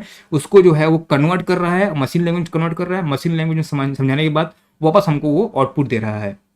तो ये क्या है? फिफ्थ जनरेशन लैंग्वेजेस है, ठीक है। अब जो है प्रोग्रामिंग करने के लिए हम सीधा डायरेक्टली जो है उन लोग बोल रहे हैं, है ना, बोलते जा रहे हैं अपने लैंग्वेजेस में, और उन्हीं को ही कन्वर्ट कर दिया जा रहा है। ये तो हो गया आज की बात, ठीक है। लेकिन जो फिफ्थ जनरेशन लैंग्वेज एक्चुअल में जो है उसमें क्या हुआ था? विजुअल टूल्स आ गए थे। विजुअल टूल्स का आगे था मतलब ये है कि आपको जो है कोड लिखने के लिए, ठीक है, लैंग्वेजेस को लिखने के लिए वहाँ पे बहुत सारे चीज़ों को लिखना नहीं पड़ता था, सीधा वहाँ पे टूल्स रहता था, ठीक है। टूल्स बना हुआ है, उसको क्लिक किए तो अब इसमें छोटा सा जो भी चीज़ें, जैसे होता है ना कि एंटर टेक्स्ट, ठीक है, एंटर टेक्स्ट, तो एंटर टेक्स्ट के लिए आप जो यहाँ पे टेक्स्ट को लिखेंगे, ठीक है, यहाँ पे आप जो है टेक्स्ट लिख दिए। लेकिन पता है आपको, ये जो टेक्स्ट एंटर टेक्स्ट लिखा हुआ है, इस पर्टिकुलर बटन को बनाने के लिए भी कोडिंग करना पड़ता था। तो वो जो बटन्स हैं वो पहले से अवेलेबल हो गए, वो बटन्स हैं वो पहले से अवेलेबल हो गए। अब उसको क्लिक करके उस बटन में क्या लिखना है ये हम जो है लिखना स्टार्ट कर दिए, तो थोड़ा सा और इजी हो गया हमारे लिए, है ना। तो इस तरीके से जो है आपको विजुअल बेसिक जो है ना, विजुअल बेसिक काफ़ी अच्छा उदाहरण है इसके लिए, है ना। तो विजुअल बेसिक में यही होता था, उसमें ऑलरेडी पहले से ही प्री डिफाइंड क्या रहते थे? बटन्स रहते थे। उन बटन्स का यूज़ करके हम लोग डायरेक्टली क्या कर सकते थे? मान लो आपको एक कैलकुलेटर डिज़ाइन करना है, तो कैलकुलेटर में क्या चाहिए? तो कैलकुलेटर में आपको क्या चाहिए? एक ऐसा बटन चाहिए जहाँ पे हम लोग इनपुट डाल सकें, ठीक है। एक यहाँ पे ऐसा बटन चाहिए जहाँ पे हम ऑपरेशन बता सकें, प्लस करना है, माइनस करना है, डिवाइड करना है, इनटू करना है, ठीक है। और एक ऐसा बटन चाहिए जहाँ पे हम सेकेंड इनपुट डाल सकें, ठीक है। अब उसके बाद फिर वो ऑटोमेटिक यहाँ पे क्या दिखाएगा? टोटल को दिखा देगा। यानी कि यहाँ पे मैं डाला 2, ठीक है, यहाँ पे डाला प्लस, यहाँ पे डाला 6, यानी कि आंसर क्या आ जाएगा? 8 आ जाएगा। तो इसीलिए क्या हुआ? इससे और इजी हो गया। अब ये बटन को बनाने के लिए मेरे को कोडिंग करने की जरूरत नहीं पड़ा। मैं क्या किया, उस सीधा डायरेक्ट जो विजुअल बेसिक में जो पहले से अवेलेबल थे बटन्स, उसका यूज़ किया और सीधा जो है यहाँ पे मैं क्या किया, इनपुट डाल दिया 2, है ना। तो इस तरीके से और इजी हो गया, है ना। तो ये जो है हमारा क्या था, फिफ्थ जनरेशन लैंग्वेज था। तो अलग अलग जनरेशन के यहाँ पे लैंग्वेज आपको दिखाई देंगे, तो आपको समझना है कि कौन से जनरेशन का किस प्रकार का लैंग्वेज था, ठीक है। चलिए आगे बढ़ते हैं। एल्गोरिथम, है ना। तो जस्ट कुछ देर पहले मैं एल्गोरिथम के बारे में बात कर रहा था, और कुछ देर पहले ही मैं बोला कि एक फ्लो चार्ट के माध्यम से मैं आपको बता रहा हूँ, जब हम बात कर रहे थे लिंकर और लोडर की बात कर रहे थे। तो एल्गोरिथम है क्या एक्चुअल में? तो एल्गोरिथम कुछ नहीं है ना। कुछ नहीं होते हुए भी बहुत बड़ी चीज़ है, क्योंकि स्टार्ट ही चीज़ यहीं से होता है। किसी भी प्लान को करते हैं जब हम, है ना, किसी प्रोग्राम को कंडक्ट करना होता है तो हम एक प्लानिंग बनाते हैं, ठीक है। उस प्लानिंग में ये रखते हैं कि कैसे जो चीज़ें हैं वो होंगी, है ना, स्टेप बाय स्टेप जो चीज़ें होंगी उन सब चीज़ों को हम क्या करते हैं, रखते हैं, है ना। तो बस वही है कि किसी कार्य को करने के लिए एक विशेष क्रम में लिखे गए आदेशों का समूह, ठीक है। अब मान लो आपको करना चाहिए, मेरे को मान लो ये कोर्स डिजाइन करना था, तो कोर्स डिजाइन करने के लिए मेरे को क्या क्या करना पड़ेगा? तो पहले मैं सोचूंगा, ठीक है, कि इस कोर्स को डिजाइन करना है तो सबसे पहले तो मैं क्या करूंगा? सबसे पहले जो है मैं एनालिसिस करूंगा, ठीक है, कि जो भी एग्ज़ाम हो रहे हैं उसमें कंप्यूटर के लिए कौन कौन से क्वेश्चन जो है पूछे जा रहे हैं, किस किस टॉपिक से पूछे जा रहे हैं, किस टॉपिक से ज़्यादा पूछे जा रहे हैं, किस टॉपिक को नहीं पूछे जा रहे हैं। ठीक है, लेकिन नहीं पूछे जा रहे हैं इसका मतलब ये नहीं कि कभी नहीं पूछेगा। ठीक है, उसको भी कवर करना है। ठीक है, और जितने भी एग्ज़ाम्स हो रहे हैं उसमें देखना है कि आज के डेट से, है ना, अभी जो है आपको बुक में वगैरह नहीं मिलता, लेकिन जैसे कि एसएसडी के बारे में, एसएसडी के बारे में आपको मिलता ही नहीं है। ठीक है, सॉलिड स्टेट डिवाइस आज की डेट में लिखते ही नहीं है, पहले लिखा हुआ है बुक में तो लिखा ही हुआ है। ठीक है, आगे कोई अपडेट कर ही नहीं रहा है कि एसएसडी का यूज़ क्या है, कैसा है। ठीक है, लेकिन फिर भी मैंने क्या किया, पिछले चैप्टर में आपको उसके बारे में बताया। ठीक है, तो लिंकर और लोडर ये बीच की चीज़ें हैं, इसके बारे में बहुत से बुक में नहीं मिलेंगे आपको। ठीक है, तो इन चीज़ों के बीच बताया, क्योंकि एग्जाम में आ चुके हैं। ठीक है, पूछ रहे हैं तो कभी भी और पूछ सकता है करके पहले मैं उन चीज़ों का एनालिसिस करता हूँ। ठीक है, एनालिसिस करने के बाद फिर क्या किया, उसका इम्प्लीमेंट करके देखा। ठीक है, कि हाँ इतना ठीक है कि नहीं है। फिर एक्सपेरिमेंट भी करते रहते हैं। ठीक है, एक्सपेरिमेंट करना पड़ता है कि जो मैंने सोचा है, एनालिसिस किया है, उसको इम्प्लीमेंट करके देखा है क्या वो सक्सेस हो रहा है कि नहीं हो रहा है। ठीक है, सक्सेस हो रहा है कि नहीं हो रहा है, हो रहा है तो फिर उसको आगे फिर और डिजाइन करेंगे, एक्सपेरिमेंट करेंगे। अगर सही है तो ठीक है, नहीं है तो फिर आगे नेक्स्ट डिजाइन करेंगे। तो एक्चुअल में जो मैं क्या कर रहा हूँ, जो भी चीज़ें मैं प्रोग्राम कंडक्ट करने वाला हूँ, फिर कोई कोर्स लॉन्च करने वाला हूँ, तो उसके लिए मैं क्या करूँगा, विशेष क्रम में लिखे गए आदेशों का समूह है। मतलब यही है कि आप क्या करते हैं, जैसा जैसा कोई भी प्रोग्राम करते हैं उसके लिए एक लिख के रखते हैं, या फिर आप सोचते हैं स्टेप बाय जो स्टेप सोचते हैं। तो जो ये स्टेप बाय स्टेप जो इंस्ट्रक्शंस हैं, जो आदेश हैं, इसी को क्या कहते हैं, इसी को जो है हम एल्गोरिथम कहते हैं। कि किस तरीके से कोई कार्य या फिर कोई प्रॉब्लम है उसका समाधान निकाला जा सकता है। ठीक है, और जिस उस समाधान को निकालने के लिए जो जो स्टेप्स की जरूरत पड़ेगी, ठीक है, उनको हम क्या कहेंगे, एक एल्गोरिथम कहेंगे। आ रहा समझ में। ठीक है, तो इस तरीके से जो है आपका एल्गोरिथम जो है प्रिपेयर होता है ना। आप पढ़ने के लिए भी एल्गोरिथम बनाते हैं। ठीक है, कि मेरे को क्या करना है कि इस दिन एग्जाम है। ठीक है, डेट ऑफ एग्जाम आपको पता चल जाता है तो क्या करते हैं, अभी मेरे पास 45 दिन का समय है, तो मैं क्या करूँगा। तो आप क्या करते हैं कि इतना से इतना ये पढ़ना है, इतना से इतना ये पढ़ना है, इतना से इतना ये पढ़ना है। तो एक्चुअली कर क्या रहे हैं आप एक एल्गोरिथम बना रहे हैं। आप एक एल्गोरिथम बना रहे हैं उस कार्य को क्या करने के लिए, कंप्लीट करने के लिए, जिस दिन आपका एग्जाम होने वाला है। ठीक है, बीच बीच में क्या करते हैं आप, पहले तो पूरा एनालिसिस करते हैं ना कि 45 दिन बचा है तो मैं कितना पढ़ चुका हूँ ऑलरेडी। ठीक है, और कितना पढ़ना बाकी है। ठीक है, ये पहले एनालिसिस करते हैं, उसके हिसाब से आप समय देते हैं कि हिस्ट्री को इतना समय देना है। ठीक है, मैथ्स को इतना समय देना है, रीजनिंग को इतना समय देना है, कंप्यूटर को इतना समय देना है, हिंदी इंग्लिश है इसको इतना समय देना है। ये सब आप एनालिसिस करते हो, तो यही सब चीज़ें क्या होती हैं, एल्गोरिथम कहलाती हैं। ठीक है, चलिए अब फ्लो चार्ट क्या होता है। तो ये जो फ्लो चार्ट है, ठीक है, सिंपल सी बात हम समझिए, फ्लो चार्ट कुछ नहीं है। ठीक है, बस ये है कि आप जो कर रहे हो, जो आपने एल्गोरिथम बनाया है, उसको एक चार्ट के माध्यम से आप क्या कर देते हैं। होता होगा कि आप टाइम टेबल बनाते हैं, तो टाइम टेबल तो आपको पता है कितने से पढ़ना है, इतना से इतना पढ़ना है, लेकिन फिर भी उसके लिए एक अलग से डिजाइन करते हैं जहाँ पे आप देख के आसानी से समझ सको कि मेरे को कब कितने टाइम क्या क्या पढ़ना है ना। तो उसी तरीके से एक फ्लो चार्ट होता है। तो फ्लो चार्ट जो है बस यही है कि जैसे हम लोग कोई भी चीज़ें परचेस करते हैं, मान लो ऑनलाइन में कोई चीज़ परचेस कर रहा हूँ, तो क्या करता हूँ, सबसे पहले एप्लीकेशन को ओपन किया, है ना, तो चीज़ों को क्या किया, सेलेक्ट किया, ऐड टू कार्ट में डाला, फिर चेकआउट करने के लिए डाला, है ना, चेकआउट करते हो, फिर उसमें क्या है, जो शिपिंग इन्फो जहाँ आपको पहुँचाना है वहाँ पहुँचाया। ठीक है, फिर यहाँ पे क्या करते हो, पेमेंट इन्फो को ऐड करते हो। अगर ऑलरेडी डला हुआ है तो ठीक है, ठीक है, और नहीं डला हुआ है फिर देखते हो आगे, है ना। तो यहाँ पे जो अगर वैलिड पेमेंट है तो क्या करता है, वो आगे जाता है। अगर वैलिड पेमेंट नहीं है तो बोलता है कि भाई प्रेजेंट जो भी एरर आया रहता है उसको बताता है कि आपका जो कार्ड वैलिड नहीं है, दूसरा कार्ड डालो। फिर से आप डालते हो, फिर से पेमेंट इन्फो में जाते हो और फिर से डालते हो।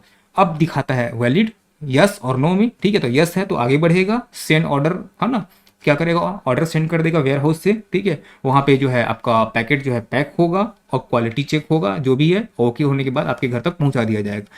ये क्या है क्या एक्चुअल में इस तरीके से जो लिखा हुआ है ना, तो आपको समझने में आसानी हुआ कि ऑनलाइन जो शॉपिंग मैं कर रहा हूँ, ठीक है, वो कितना आसानी से हम समझ सकते हैं कि किस तरीके से वो आगे बढ़ता है। ठीक है, जो आपने एल्गोरिथम, ठीक है, एल्गोरिथम बनाया होगा इसके लिए भी ना। ठीक है, जब आपको ऐड टू कार्ट करना है तो ऐड टू कार्ट करने के बाद जो सामने जो प्रोग्रामर है वो सोचा होगा कि ऐड टू कार्ट करने में क्या करेगा।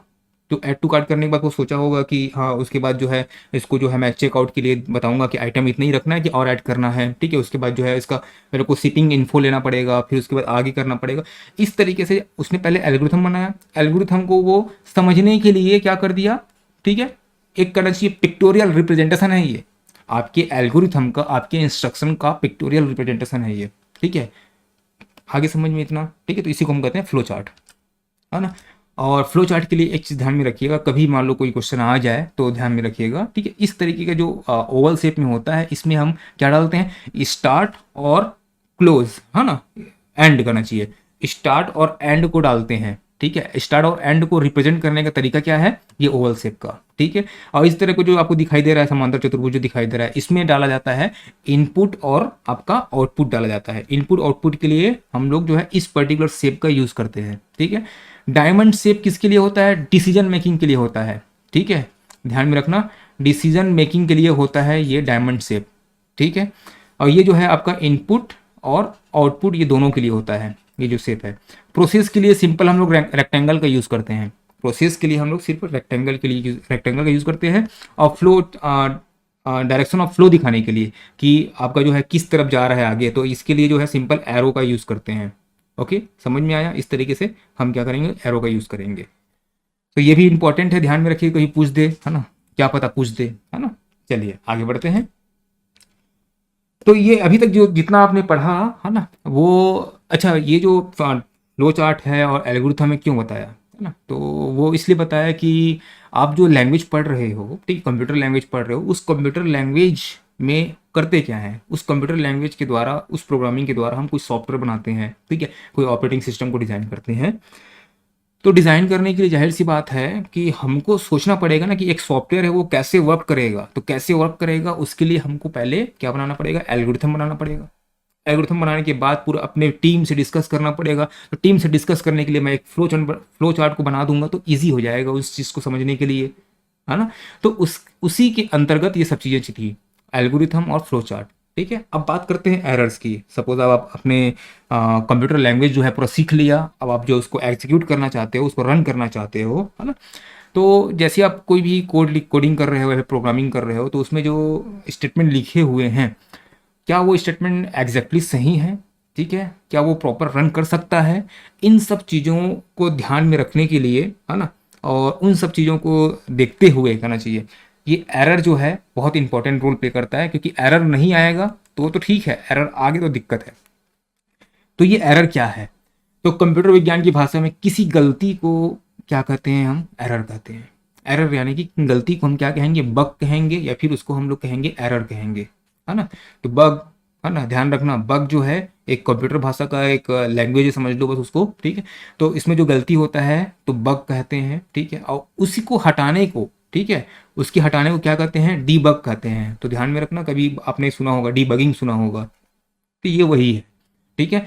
बग यानी कि वो गलती है, वो एरर है, ठीक है। आपके मोबाइल में बग, आपका मोबाइल को बग कर दिया गया, बग कर दिया मतलब उसमें जो है वायरस डाल दिए, ठीक है, फिर उसको खराब करने की कोशिश किया गया है, ठीक है। तो ये सब चीज़ें क्या कहेंगे, बग कहेंगे, और उसको हटाने को क्या कहेंगे, डीबगिंग कहेंगे, उस प्रोसेस को क्या कहेंगे, डीबगिंग कहेंगे, है ना। तो वही सब चीज़ें हैं, है ना। तो एरर को हटाने को हम क्या कहेंगे, डीबगिंग कहेंगे। तो किसी प्रोग्राम को डिबग करने के लिए सबसे पहले क्या करते हैं, ठीक है, सबसे पहले जो है समस्या के स्रोत को पृथक करना पड़ता है ना, पृथक करना पड़ता है ना। अब कुछ ज़्यादा हिंदी में लिखा है तो थोड़ा सा इसको समझिए। अगर कोई प्रॉब्लम है तो सबसे पहले जो है जिस वजह से प्रॉब्लम हो रहा है उसको हमको हटाना पड़ेगा, ठीक है, जिस वजह से प्रॉब्लम हो रहा है उसको हटाना पड़ेगा, ठीक है। अब आपको कोई चीज़ चुभ रहा है तो सबसे पहले क्या करते हो, देखते हो कि कहाँ पे चुभ रहा है, और अगर जिस वस्तु से आपको चुभन महसूस हो रही है उस वस्तु को आप क्या करते हो, हटा देते हो। तो फिर क्या करते हो आप, आपको सहज महसूस होता है, अच्छा लगता है कि हाँ चलो अब मैं कहीं बैठ रहा हूँ, फिर कहीं पे कुछ हूँ तो वहाँ पे चुभ नहीं रहा है, ठीक है। तो सबसे पहले वो क्या क्या करते हो, जिस जिस वस्तु से आपको चुभन महसूस हो रही है उसको आप रिमूव करते हो, यानी कि यहाँ भी वही करना पड़ेगा, एरर को दूर करना पड़ेगा। तो उस एरर का जो है दूर करने की प्रक्रिया को क्या कहेंगे, डीबगिंग कहलाती है, ये ध्यान में रखना, ठीक है। तो एरर्स जो होते हैं, है ना, वो अलग अलग टाइप्स के होते हैं। तो सबसे पहले बात करते हैं कि कितने टाइप के होते हैं, है ना। तो बहुत सारे टाइप्स के आपको एरर्स मिल जाएंगे, है ना, लेकिन कोडिंग करते हुए हम आपको जो है कुछ इस तरीके से दिखाई देगा, मतलब कुछ इस तरीके के एरर्स दिखाई देंगे। पहला हो गया हमारा सिंटेक्स एरर, दूसरा है रन टाइम एरर, ठीक है, तीसरा है आपका लिंकर एरर, ठीक है, लॉजिकल एरर और सिमेंटिक एरर, और भी बहुत सारे एरर्स होते हैं। तो हम यहाँ पे मेन एरर्स की बात करेंगे जो एग्जाम में पूछे जाते हैं। तो सबसे पहले बात करते हैं सिंटैक्स एरर। देखो सिंटैक्स एरर को समझने के लिए सिंपल सी बात है, सिंटैक्स जो है क्या कहते हैं, कमांड को लिखने के लिए, ठीक है, कमांड को लिखने के लिए डिजाइन किया जाता है, एक सिंटैक्स जो होता है वो क्या होता है, एक प्रॉपर करना चाहिए उस लैंग्वेज का ग्रामर होता है, उसी लैंग्वेज में है ना लिखोगे। अब देखो अब मान लो आप बोलते हो राम ने रावण को मारा, ठीक है, अब क्वेश्चन मार्क डाल दोगे तो यहाँ पे सिंटैक्स एरर दिखाई दे रहा है, समझ लो। ठीक है, राम ने रावण को मारा, आपने तो आप पूछ नहीं रहे हो ना, आप तो बता रहे हो ना, आप बता रहे हो राम ने रावण को मारा, ठीक है, फुल स्टॉप होना चाहिए था और वहां पे डाल दिया आप क्वेश्चन मार्क।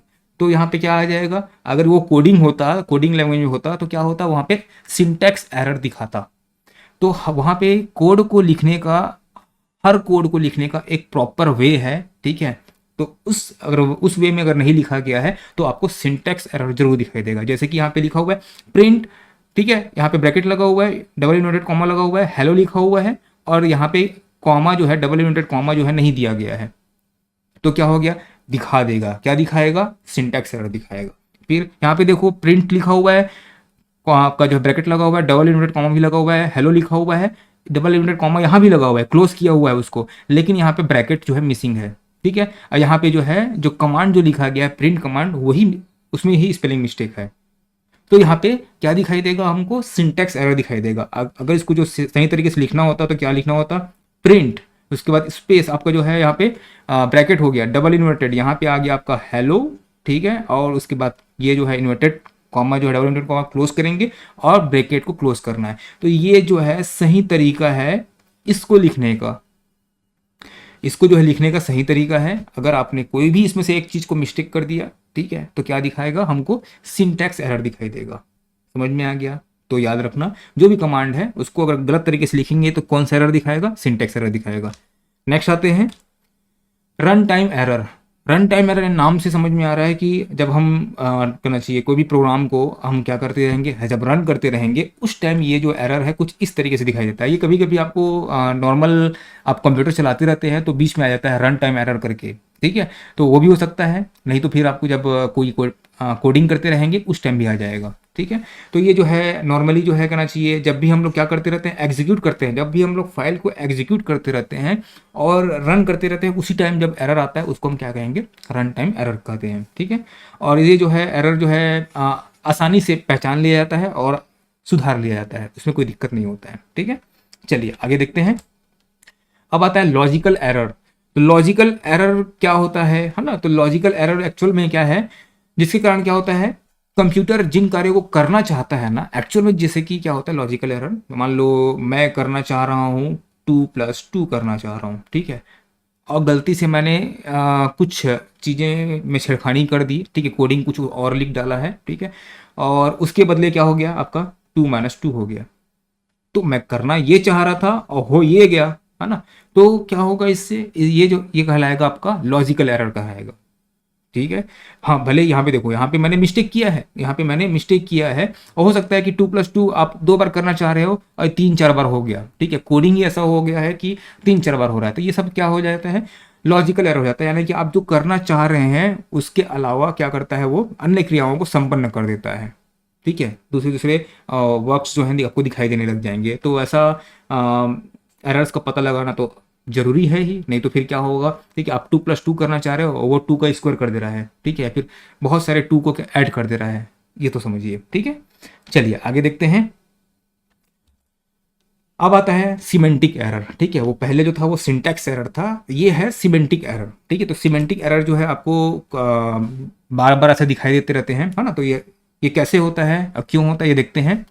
जैसे क्या होता है कि आपको जब भी आप कोई प्रोग्राम रन करते रहते हैं तो आपको वार्निंग के तौर पे आपको क्या होता है, कुछ मैसेज स्क्रीन में दिखाई देता है, ठीक है। हो सकता है कि उसमें हम लोग क्या कर देते हैं, कुछ वेरिएबल्स हो गए, कुछ स्टेटमेंट हो गए, ठीक है, उसको लिख दिए रहते हैं जिसको जरूरत ही नहीं है, ठीक है। मान लो आप जैसे कि यहाँ पे प्रिंट लिखा हुआ था तो प्रिंट हेलो में लिखा हुआ था, है ना, अब प्रिंट प्रिंट 2 बार लिख डाले, ठीक है, तो वो क्या हो जाएगा, अननेसेसरी लिखा हुआ है ना, एक्स्ट्रा, ठीक है। तो मतलब अननेसेसरी कोई वेरिएबल जो है डाल दिया जहाँ पे जरूरत ही नहीं है, जैसे कि आपको 2+2 करना है, ठीक है, 2+2 करना है, तो यहाँ पे एक ये आपका वेरिएबल हो गया, एक ये वेरिएबल हो गया, ठीक है। उसके बाद इज इक्वल टू साइन डालने की जरूरत नहीं है, आपको सीधा रिजल्ट मिल जाएगा, लेकिन उसके बाद भी आप रिजल्ट के लिए कुछ और लिख रहे हैं, ठीक है, तो उसको क्या कहेंगे हम, सिमेंटिक एरर कह देंगे। आगे समझ में ठीक है। तो हमको जो ज़रूरत नहीं है वो ज़बरदस्ती लिखाया गया है, ठीक है, तो उसके लिए जो है ये एरर दिखाई देता है। चलिए आगे देखते हैं। अब आता है वाइल्ड कार्ड कैरेक्टर, ठीक है। तो ये वाइल्ड कार्ड कैरेक्टर क्या होता है, इसका यूज़ क्या है ना, ये देखते हैं। तो वाइल्ड कार्ड कैरेक्टर कुछ इस तरीके से होते हैं, ठीक है, जो आपके कीबोर्ड में आपको दिख जाएंगे, ठीक है। आपको जो है ये जो स्टार हो गया, ठीक है, डॉट हो गए, स्लैश हो गया, ठीक है, बैक स्लैश, फॉरवर्ड स्लैश, है ना, क्वेश्चन मार्क हो गया, इन्वर्टेड कॉमा हो गया, परसेंटेज हो गया, ब्रैकेट्स हो गए। तो ये सब क्या कहलाते हैं, वाइल्ड कार्ड कैरेक्टर कहलाते हैं। इनका यूज़ ऐसा है जैसे कि अलग अलग यूज़ हैं इन सब चीज़ के, सभी के अलग अलग यूज़ हैं, है ना। कोडिंग में आप देखे होंगे, जैसे आप कोडिंग देख रहे थे तो उसमें ब्रैकेट लगे हुए थे, ठीक है, तो वाइल्ड कार्ड कैरेक्टर्स हैं, स्टार लगे हुए हैं, डबल इन्वर्टेड कॉमा लगे हुए हैं, ये सब जो है वाइल्ड कार्ड कैरेक्टर हैं। इनका यूज़ जो है हम लोग नॉर्मल अपन क्या करते हैं, जब भी कोई चीज़ सर्च करते हैं वहाँ भी यूज़ करते हैं, ठीक है। आपको मान लो MP3 सर्च करना है, ठीक है, तो आप अगर सीधा सर्च बॉक्स में जाके MP3 लिखोगे तो आपको MP3 ये पर्टिकुलर जो कैरेक्टर लिखा हुआ है MP और 3 लिखा हुआ है, जहाँ जहाँ मिलेगा वो चीज़ों को दिखाएगा। हमको तो चाहिए था कि MP3 फाइल चाहिए था, तो हम क्या करते हैं पता है, .mp3 लिखते हैं। .mp3 लिखने से वो क्या करता है, जितने भी फाइल्स का एक्सटेंशन नेम जो है .mp3 होगा उन फाइल्स को दिखाता है। तो ये जो डॉट लगाने से क्या हो जाता है, डॉट लगाने से वो सिर्फ जो एक्सटेंशन नेम है उनको दिखाता है, जहाँ जहाँ MP3 लिखा हुआ है उसको नहीं दिखाता है, ठीक है। जैसे कि यहाँ पे EXE, ठीक है, EXE लिखा हुआ है तो EXE हो सकता है कि बहुत जगह लिखा हो, ठीक है, लेकिन अगर .exe लगाते हो तो क्या होगा, सिर्फ एग्जीक्यूटेबल जो फाइल होते हैं उनको बस दिखाएगा, ठीक है। जैसे कि आप DOC डॉक्यूमेंट लिखा हुआ है, डॉक्यूमेंट 1 2 3 बहुत सारे फाइल हैं, ठीक है। डॉक्यूमेंट 1 आप हो सकता है कि PPT फाइल भी बना लिए होगे, डॉक्यूमेंट 1 के नाम से आपने बना लिया है PPT फाइल, ठीक है, तो मान लो एक बना लिया डॉक्यूमेंट 1 के नाम से PPT फाइल, PPT है ना, पावर पॉइंट फाइल। डॉक्यूमेंट के नाम से मेरे पास यहाँ पे एक जो है कौन सा फाइल है, वर्ड फाइल भी है, डॉक्यूमेंट के नाम से एक वर्ड फाइल भी है। अब जब मैं DOC करूंगा ना, ठीक है, खाली DOC सर्च करूंगा ना, तो क्या होगा पता है, ये दोनों फाइल को दिखाएगा। क्यों, क्योंकि इसके स्टार्टिंग में क्या है, DOC है, इसके स्टार्टिंग में DOC है। लेकिन जैसे ही मैं इसमें स्टार्ट डॉट लगा दूंगा तो क्या होगा पता है, ये सिर्फ इस फाइल को दिखाएगा जिसका एक्सटेंशन नेम क्या है, .doc है, ठीक है। वैसे ही जो है स्टार रहता है, अगर आपको पर्टिकुलर किसी फाइल को खोजना है जिसके नाम में मान लो आपको ARA ऐसा आने वाला फाइल खोजना है, तो आप क्या करोगे, ARA लिखोगे तो जितने भी ARA रहेंगे ना सबको दिखा देगा। जैसे ही यहाँ पे स्टार लगा दोगे, ठीक है, स्टार लगा दोगे क्या हो जाएगा, जहाँ पे यही सीक्वेंस रहेगा ARA, जैसे यहाँ पे कैरेक्टर लिखा हुआ था ARA, तो यही सीक्वेंस वाले वर्ड्स को दिखाएगा, उसी पर्टिकुलर फाइल को दिखाएगा। तो अलग अलग यूज़ हैं इन सब चीज़ के, थोड़ा सा इसको जो है समझना पड़ेगा, है ना, और इसका एक बार लाइव प्रैक्टिस करके देखना पड़ेगा, जिससे आपको और अच्छे से समझ में आएगा। तो ये सब के सब क्या कहलाते हैं, वाइल्ड कार्ड कैरेक्टर कहलाते हैं, WCC, ठीक है। चलिए, है ना, स्यूडो कोड, ठीक है। स्यूडो कोड क्या होता है, ये बहुत इंपॉर्टेंट है। जब भी कोई सामने वाला प्रोग्रामर जो होता है वो अपना कोडिंग लिखता है ना, तो उससे पहले एक बार जो है स्यूडो कोड को जो है डिज़ाइन जरूर करता है, लिखता जरूर है, स्यूडो कोड में लिखता जरूर है। देखिए, आप जो कोडिंग कर रहे हैं जरूरी नहीं कि सबके समझ में आ जाए, जरूरी नहीं है कि सबके समझ में ये आ जाए, ठीक है। मान लो एक पर्सन है जो कुछ नहीं जानता है कोडिंग के बारे में, तो एल्गोरिथम को देखेगा ना, यहाँ पे जो लिखा हुआ है, कोडिंग लिखा हुआ है, उसको देखेगा तो उसको समझ में नहीं आएगा। लेकिन स्यूडो कोड को देखेगा तो हो सकता है कि समझ में आ जाएगा कि हाँ, ये जो है आई जो रहेगा वो बोल रहा है कि 1 से लेके N तक का जो संख्या है उसको हम लोग उसमें डाल सकते हैं, ठीक है। क्यों, क्योंकि ये थोड़ा सा भले शॉर्ट में लिखा हुआ है, पूरा पूरा नहीं लिखा हुआ है, शॉर्ट में लिखा हुआ है कि I इज़ फॉर किसके लिए, 1 to N के लिए है, ठीक है। तो इस तरीके से अगर लिखने से क्या होता है कि जो प्रोग्रामर होता है, मान लो उस सामने वाला अपसेंट हो गया, ठीक है, प्रोग्रामर जो है अपसेंट हो गया, और लेकिन उस काम को कंटिन्यू करना जरूरी है, तो क्या करेगा, उसका जो है स्यूडो कोड को देखेगा और वहाँ से पढ़ेगा, अच्छा इसके बाद ये स्टेप करना चाहिए, ये प्रोग्रामिंग करना चाहिए, उसके लिए बनाया गया है स्यूडो कोड। आगे समझ में, तो ये बस यही है कि अनौपचारिक तरीका है, अनऑफिशियल तरीका है। हम लोग क्या करते हैं, जैसे कि कोई सामने वाला मांगता है कि एक नोट्स चाहिए, तो उसके लिए हम लोग क्या करते हैं, प्रॉपर नोट्स बनाते हैं, ठीक है। लेकिन अपने लिए होता क्या होता है, बस यही है कि अब कोई भी एल्गोरिथम है तो एल्गोरिथम को मैं ऐसे लिख देता हूँ, बस, ठीक है, छोड़ देता हूँ, है ना, मतलब ऐसा राइटिंग में लिखता हूँ कि समझ में ना आए, सिर्फ मेरे को समझ में आए, ऐसा, है ना। तो ये क्या है, अनौपचारिक तरीका है ना। नॉर्मली जो है समझने के लिए, दूसरे के समझने के लिए बनाया गया। ठीक है, चलिए आगे देखते हैं। लूपिंग क्या होता है? लूपिंग यानी आपको पता है कि बार बार एक ही क्रिया को दोहराना क्या होता है, लूपिंग कहलाता है। ठीक है, तो बस वही है कि लूपिंग क्या होता है, आपका विशेष स्थिति में क्या करता है, विशेष स्थिति को बार बार दोहराता है। जो भी आप काम करते हो उसको जो है बार बार दोहराने को क्या बोलेंगे, लूपिंग कहेंगे। ठीक है, जैसे कि यहाँ पे हम स्टार्ट में डाल दिए है ना, अब स्टार्ट में डाल दिए, उसके बाद जो है जो भी इनपुट डाले उसमें जो भी स्टेट में हमने डाला, तो यहाँ पे कंडीशन दिया हुआ है, ट्रू होगा तो इधर जैसे चला जाएगा, फॉल्स होगा तो खत्म हो जाएगा। ठीक है, ट्रू होगा तो स्टेटमेंट को दिखाएगा, जो भी मैं बोला हूँ उसको दिखाएगा, गलत होगा तो वो खत्म कर देगा। ठीक है, जैसे कि आप जो है एग्जाम्पल डाल दो यहाँ पे, 2 इज ग्रेटर देन 5 ऐसा डाल दिए। ठीक है, यानी कि 2 जो है 5 से बड़ा है, तो ये कंडीशन मैंने डाल दिया है। और यहाँ पे स्टेटमेंट लिख देता हूँ, अगर है, ठीक है, ये कंडीशन अगर फुलफिल हो रहा है, ठीक है, तो हाँ बताएगा या फिर यस बताएगा, यस बताएगा।